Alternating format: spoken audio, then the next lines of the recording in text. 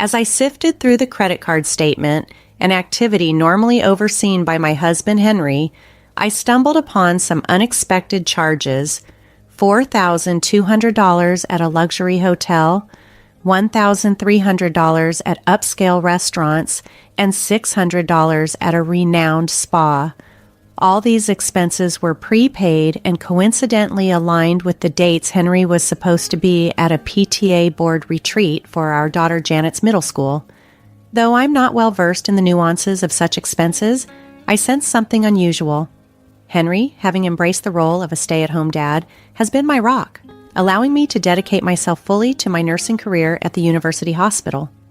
His support has been unwavering, enabling me to work long, unpredictable hours without the guilt that often accompanies a demanding job. His choice to stay home not only supported me, but also seemed to shield me from the stress of balancing work and family life. However, these charges hinted at plans that might not be entirely for our family. With mixed feelings, I tucked a note into his wallet and made a secretive phone call. Henry was set to leave for his retreat in a week, and I hoped whatever was unfolding would turn into a memorable experience for him. My name is Nancy, and the hectic pace of my job blurs the line between day and night for me. Yet it's Henry's unconditional support and our daughter Janet's understanding that empowers me to persevere. Despite the struggles, Henry's respect for my dedication has always been clear. He's faced down the curious stares of other parents without ever wavering in his commitment to our family and his involvement in the PTA. His encouragement has been a cornerstone of our life together, pushing me to excel in my career while he manages our home with love and diligence. As the primary earner for my family, I've always been committed to ensuring our financial stability. One afternoon, my routine was disrupted by a call from my credit card company informing me of an overdraft. Just the day before, I had switched the debit account linked to my credit card for my convenience, but unfortunately the funds hadn't been transferred in time. Rushing to review my credit card statement, something I hadn't done in years since I typically left financial management to Henry, I was in for a shock. The balance was alarmingly high. My heart raced as I scrolled through the list of transactions, clueless about when I had made such purchases. The details were bewildering. A slew of transactions at designer boutiques, a famous perfume store, and a luxury watch outlet. I recognized these brands. While I admired them, I hadn't bought anything from them recently. Puzzled, I considered the possibility that Henry, who also had a card on this account, might have been planning a surprise for me, though I hadn't received any gifts. Curiously, all these purchases were made on Wednesdays, a day when I worked night shifts and Henry was typically busy with PTA board meetings.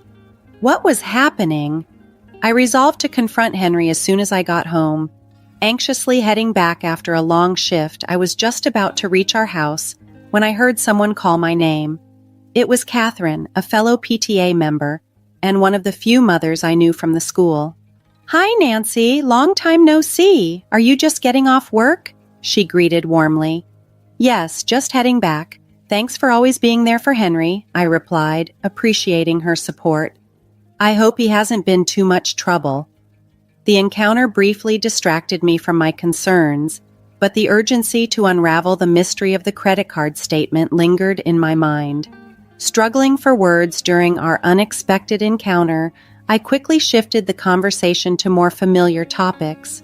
Catherine patted me on the shoulder, commenting lightly on my distant demeanor. As she moved, a distinct fragrance wafted through the air, the very scent of the exclusive Marie perfume listed in the recent credit card transactions.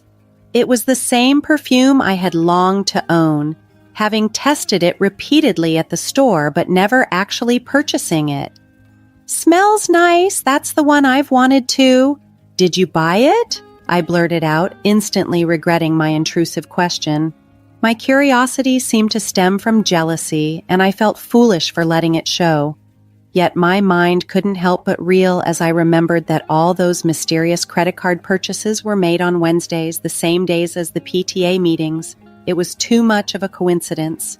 My suspicion inadvertently grew stronger when Catherine mentioned cheerfully, Actually, I got it as a gift. It was our anniversary the other day. Her laughter seemed carefree and genuine.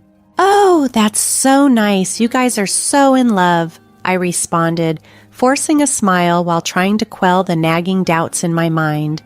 Our conversation drifted to other casual subjects, and we eventually parted ways.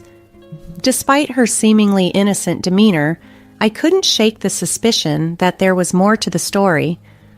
As I walked away, her words echoed in my mind. She had mentioned our anniversary, yet she hadn't specified it was with her husband. Abruptly, I stopped, my thoughts racing. I turned back, hoping perhaps to clarify this slip, but Catherine was already gone. The impulse to follow and confront her surged through me, fueled by a growing suspicion of an affair between her and Henry. That suspicion, once a mere seed of doubt, had grown into an overwhelming certainty that I could no longer ignore. As the next Wednesday approached and my family saw me off to work as usual, I knew I had to face whatever truths lay hidden, ready to unravel the mysteries clouding my heart. I arranged to leave work early without telling Henry. Revealing my plans would defeat the purpose, so I waited near our home in secrecy. As expected, my mother-in-law arrived, and shortly afterward, Henry headed out for what appeared to be his usual PTA board meeting. I discreetly followed him to the school where the meeting took place in a classroom. About 30 minutes later, the members dispersed. Most hurried home, but Henry lingered behind. Finally, he exited the building. They locked eyes and intertwined their fingers, their connection unmistakable as they walked toward a hotel. Unbeknownst to them, I was just a few meters away, a mix of anger and sorrow distorting my face. I had trusted him, loved him. Did he encourage my long work hours just to have his own time? As I stood there feeling utterly betrayed, my phone pinged with a notification, another charge on our credit card for the hotel they had just entered. Later, they emerged looking content and carefree. I managed to take a few photos as evidence of their affair, my heart hardening with each snapshot. The tears had dried up. No trace of affection remained. From that day, I avoided Henry as much as I could, using my job as an excuse. Part of me wanted to initiate a divorce immediately, but that meant pulling Janet away from her father, a decision I wasn't ready to make without careful thought. One night, lost in my troubled thoughts and crying quietly in the living room, I was jolted back to reality by Janet's voice. "Mom?" It seemed she had either stayed up late or woken up due to the disturbance. She approached and hugged me gently, a simple act that felt like a lifeline amidst the turmoil. Janet's words hit me hard, releasing a flood of emotions I had been holding back. "I don't want you to be sad, Mom. Your enemies are my enemies, and I won't forgive anyone who makes you sad, not even Dad." Her declaration brought tears to my eyes, tears of gratitude for her support, and tears of regret for the upheaval I knew a divorce would cause. "If we go through with this, things will change drastically," I explained. "We might have to move, and you won't see your dad every day. You might even have to change schools and leave your friends behind." She cut through my torrent of worries with a calm determination. "I still want to be with you, Mom. I want to be a nurse like you. I'll be okay. So please do what you think is best," she said, gripping my hands firmly. Her encouragement bolstered my resolve. Emboldened by her support, I began to keep a closer eye on our finances, a habit that soon uncovered more discrepancies. I discovered plans for a supposed week-long PTA board retreat, a concept that seemed absurd for parents who should be close to their children. Such a lengthy absence didn't align with Henry's usual commitments, and the extravagant details listed on the credit card didn't help his case. The destination and choice of the hotel were luxuries far beyond the norm for a school-related event. Henry had underestimated my attentiveness. His efforts to camouflage his tracks were crumbling. Armed with a detailed list of credit card transactions, reservations at a chic restaurant, hotel booking confirmations, and even a request for a surprise cake, I had gathered enough evidence. The reality of his deception was clear, and with Janet's unwavering support, I was ready to confront the situation and protect our future. I had always been thankful to Henry for giving up his job to become a stay-at-home dad, believing it was my responsibility to work hard and provide for our family. However, discovering his betrayal was a harsh blow. It wasn't just personal, he was jeopardizing our family's integrity. On my next day off, I started to put my plan into motion, a subtle form of revenge for his deceit. First, I contacted every hotel and restaurant he had booked. Since the reservations were in his name and I knew all the details, claiming to be his wife raised no suspicions. Later that evening, I executed the next part of my plan. Henry had transitioned from using cash to relying on a shared credit card after we got married. I found his wallet in the living room and swapped his current card with an expired one. It was identical in appearance but had been void for 7 months.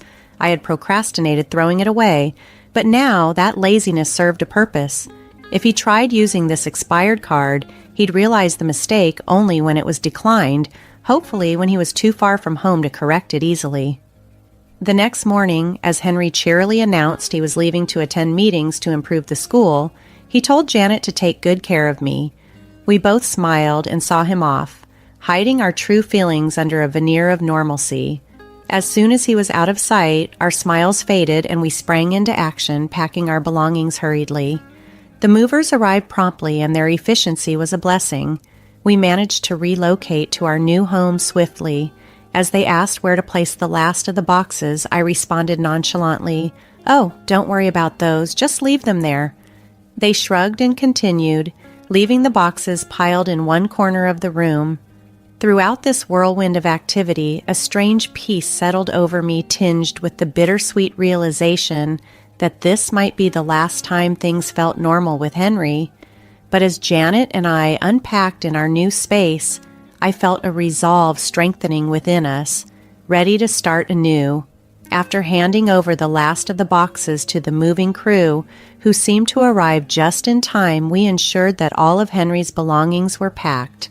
The house was left stark and empty, devoid of his presence.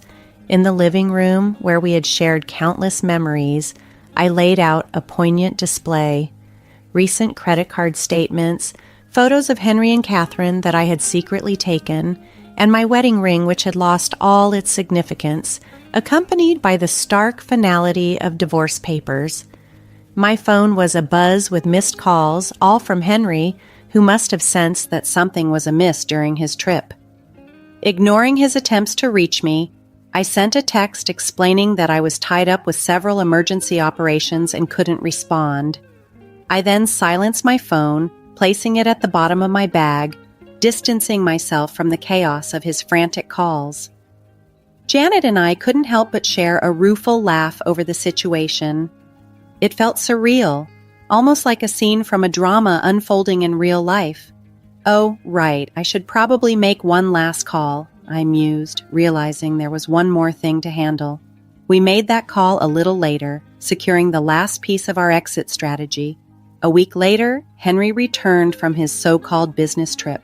Cheerful and unsuspecting, he walked into what he expected to be a lively home but was met with emptiness and silence. The reality of the situation hit him hard as he discovered the documents and items I had left behind. He tried calling me repeatedly, but to no avail. I had already blocked his number. Then an unknown number appeared on his phone. Hopeful, he answered immediately, only to be greeted by a demand for payment.